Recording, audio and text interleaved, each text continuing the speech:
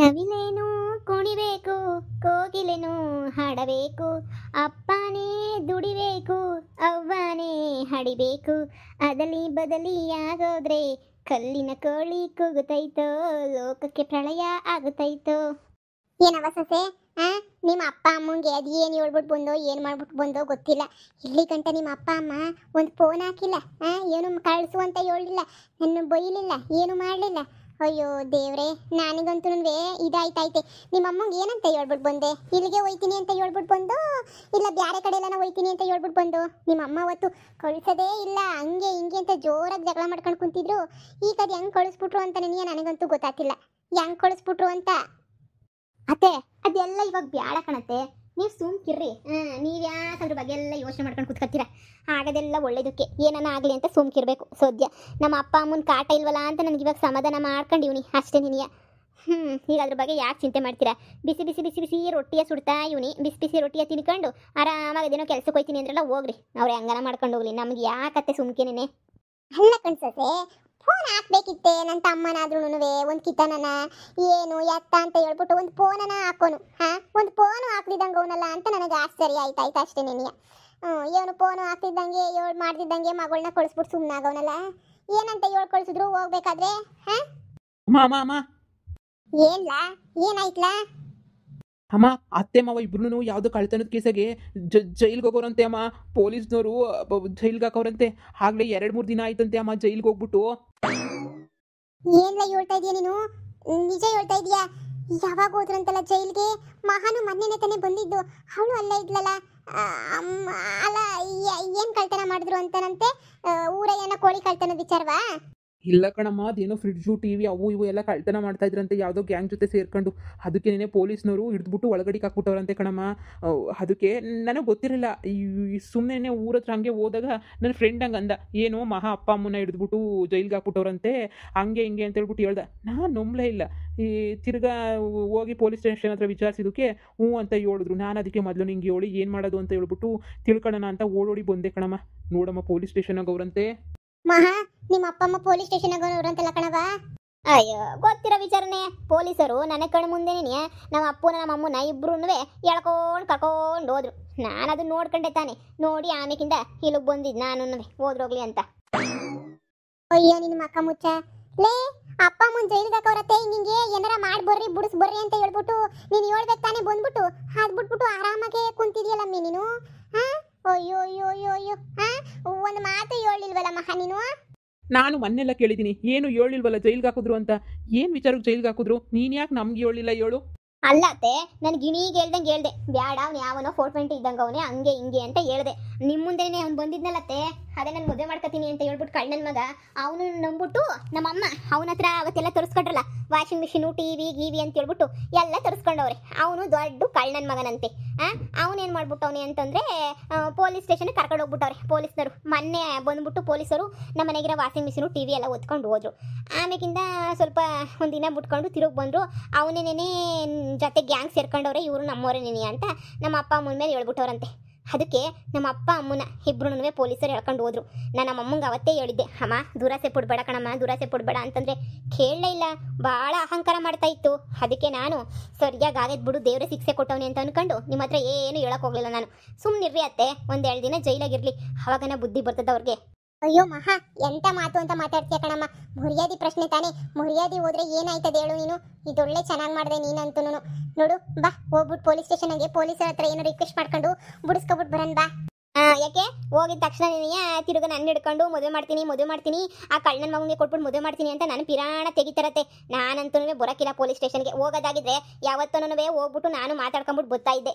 ಅಯ್ಯೋ, ನಾನು ಅದಕ್ಕೆ ಸವಸನೇ ಬೇಡ, ನಮ್ಮ ಅಮ್ಮರು ಬುದ್ಧಿನೂ ಬರೋದಿಲ್ಲ. ಅತ್ತೆ ಸುಮ್ಮನಿರಿ, 1-2 ದಿನ ಜೈಲಾಗ ಮುದ್ದೆ ಮುರಿಲಿ, ಅವಾಗ ಸ್ವಲ್ಪ ಜ್ಞಾನೋದಯ ಆಗ್ತೈತೆ. ಎಲ್ಲ ಅಂತ ಹೇಳಿ ಜೈಲಿಗೆ ಹೋಗಿದ ತಕ್ಷಣ ನೀನು ಬಿಡಿಸ್ಕೊಂಡು ಬಂದ್ಬಿಟ್ರೆ ಅವ್ರಿಗೆ ಎಲ್ಲಿಂದ ಜ್ಞಾನೋದಯ ಆಯ್ತದತ್ತೆ? ಅಯ್ಯ, ನಿಮ್ಗೆ ಏನು ಗೊತ್ತಾಗಕ್ಕಿಲ್ಲ. ಸುಮ್ಕೆ ಬರ್ರಿ, ರೊಟ್ಟಿ ಸುಡ್ತೀನಿ, ತಿನ್ಕೊಂಡು ಆರಾಮಾಗಿ ಕೂತ್ಕೊ ಬರ್ರಿ, ಬರೋ ಟೈಮ್ಗೆ. ಏ ಮಹಾ, ಏನೇ ಆಗಲಿ ಅಪ್ಪ ಅಮ್ಮ ಅಂದಮೇಲೆ ಅಪ್ಪ ಅಮ್ಮನೇ. ನಿನಗೆ 100 ಅವ್ರ ಮೇಲೆ ಕೋಪ ಇದ್ರೂ ಅಪ್ಪ ಅಮ್ಮ ಅಂದಮೇಲೆ ಅಪ್ಪ ಅಮ್ಮನೇ ತಾನೆ. ಇದು ಯಾಕೆ ನೀನು ಹಿಂಗೆ ಇದಾಗೋಗ್ಬಿಟ್ಟೆ, ಕಲ್ತರಾಗೋಗ್ಬಿಟ್ಟೆ ಅಂತ ನನಗಂತೂ ಗೊತ್ತಾಗ್ತಿಲ್ಲ. ಅಯ್ಯೋ ಅಮ್ಮ, ಬಾಮ ಹೋಗ್ಬಿಟ್ಟು ನಾವೇನೇ ಪೊಲೀಸ್ ಹತ್ರ ಮಾತಾಡಿ ಹೆಂಗನ ಮಾಡಿ ಬಿಡಿಸ್ಕೊಂಬಿಟ್ಟು ಬರೋಣ ಬಾಮ. ಏ ಮಬಾ ಹೋಗ್ಬೇಡ ಸುಮ್ಕಿರೋ. ಹೋದ್ರೆ ಮುಂದಿನ ತಿಂಗಳೇ ನೀನು ಮದುವೆ ಮಾಡ್ಬಿಟ್ಟ ಕಳ್ಳನ ಜೊತೆ ಮುಗಿಸ್ಬಿಡ್ತಾರೆ ನಮ್ಮ ಅಪ್ಪ ಅಮ್ಮ. ಆ ಕಳ್ಳನ ಮಗು ನಾನು ಮದುವೆ ಮಾಡ್ಕೋಬೇಕಾಯ್ತದೆ. ನಮ್ಮ ಅಪ್ಪ ಅಮ್ಮಂಗಂತೂ ಬುದ್ಧಿನೇ ಬರೋಕ್ಕಿಲ್ಲ. ನಾನೇನಾರ ಮದುವೆ ಮಾಡ್ಕೊಳ್ಳಲ್ಲ ಅಂತ ಹೇಳಿದ್ರೆ ನೇಣಾಕತ್ತೀನಿ ಅಂತ ಬರೀ ಎದುರಿಸ್ತಾರೆ. ಅತ್ತೆ ಬ್ಯಾಡ ಸುಮ್ಕಿರ್ರಿ ಅತ್ತೆ. ನೋಡು ಮಹಾ, ಹಣೆ ಬರ್ದಾಗ ಏನು ಬರ್ದಿದ್ರೆ ಅದೇನೇ ಆಗೋದು. ನಾವು ಅನ್ಕೊಂಡಂಗೆ ಏನೂ ಆಗಲ್ಲ ಸರಿನಾ? ಹಂಗಂತ ಸುಮ್ಮನೆ ನನ್ನ ತಮ್ಮನ್ನ ಅವ್ರನ್ನ ಅಲ್ಲೇ ಬಿಟ್ಬಿಡಕ್ಕಾಯ್ತದ ಹೇಳು? ನೋಡ್ದೆ ನೀನು ಅನ್ಕೊಳ್ಳಲ್ಲ ಹೇಳು? ಛೇ, ನಂಗೆ ಮೊದಲೇ ಗೊತ್ತಾಗಬೇಕಿತ್ತು. ಏನಾರ ಮಾಡಿ ಬೇಲ್ಗಿಲ್ ಕೊಟ್ಟಾದ್ರೂ ಬಿಡಿಸ್ಕೊಬಿಟ್ಟು ಬರ್ತೀವಿ. ನೀನು ಇರು ಹೋಗ್ಲಿ ಮಂತಗೆ. ನೀನಂತೂ ಬರೋಕ್ಕಿಲ್ಲ ಅಂತ ಹೇಳ್ತಿದ್ಯಾ. ನೀನೇನು ಬರ್ಬೇಡ, ನಾವೇ ಹೋಗ್ಬಿಟ್ಟು ಮಾತಾಡ್ಬಿಟ್ಟು ಬಿಡಿಸ್ಕೊಂಬಿಟ್ಟು ಬರ್ತೀವಿ. ಇರು. ನೋಡಿಲ್ಲ ಸರ್, ನಾನು ನೋಡಿಲ್ಲ ಪೊಲೀಸ್ ಸ್ಟೇಷನ್ಗೆ. ನಮ್ಮ ಅಪ್ಪ ಅಮ್ಮಂಗೆ ಇವಾಗಾದರೂ ಗೊತ್ತಾಗ್ಲಿ. ಅವ್ರ ಕಷ್ಟ ಇದ್ರೆ ಯಾರು ಬಂದು ಸಹಾಯ ಮಾಡ್ತಾರೆ ಅಂತ ಗೊತ್ತಾಗ್ಲಿ. ಅಷ್ಟು ಅವಮಾನ ಮಾಡಿ ಕಳ್ಸಿದ್ರು ಪಾಪ ನಮ್ಮ ಅತ್ತೆ ಬಿಡಿಸ್ಕೊಬಿಟ್ಟು ಬರ್ತೀನಿ ಅಂತ ಹೋಗ್ತಾ ಐತೆ. ಇಂಥವ್ರನ್ನ ಬಿಟ್ಬಿಟ್ಟು ಆ ಕಳ್ಳನ ಮಗನ ಜೊತೆ ಮದುವೆ ಮಾಡಕ್ಕೆ ರೆಡಿ ಆಗೈತಲ್ಲ.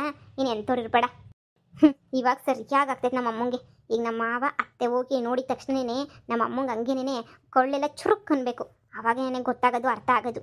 ಬಡವರಾದ್ರೇನು ಖುಷಿಯಾಗಿ ಸಂಸಾರ ಮಾಡೋದೇನೇ ಮುಖ್ಯ. ಸರ್ ಸರ್ ಸರ್ ಏನ್ರಿ ಸಮಸ್ಯೆ? ಸರ್, ಇಬ್ರನ್ನ ಕಳ್ತನದ ಕೇಸ್ ಮೇಲೆ ಒಳಗಡೆ ಹಾಕಿದಿರಲ್ಲ ಸರ್, ಅವ್ರು ನಮ್ಮ ಅತ್ತೆ ಮಾವ ಆಗಬೇಕು ಸರ್. ಅದಕ್ಕೇನೆ ಏನು ವಿಚಾರ ಏನು ಅಂತ ಕೇಳ್ಕೊಂಡು ಹೋಗೋಣ ಅಂತ ಹೇಳ್ಬಿಟ್ಟು ಬಂದ್ವಿ ಸರ್. ಅವ್ರಿಗೆ ಬೇಲ್ ಕೊಟ್ಬಿಟ್ಟು ಕರ್ಕೊಂಡು ಹೋಗೋಣ ಅಂತ ಬಂದಿದ್ದೀವಿ ಸರ್. ಏನ್ರಿ ಸ್ಟೇಷನ್ಗೆ 3-4 ದಿನ ಆದ್ಮೇಲೆ ಬರ್ತಾ ಇದ್ದೀರಾ? ಅತ್ತೆ ಮಾವ ಅಂತ ಹೇಳ್ತೀರಾ? ಅವರು ಫುಲ್ಲು ತಲೆನೋವು, ಎಲ್ಲ ಎಡವಟ್ಟುಗಳಿದ್ದಂಗೆ ಅವ್ರಂತೂ.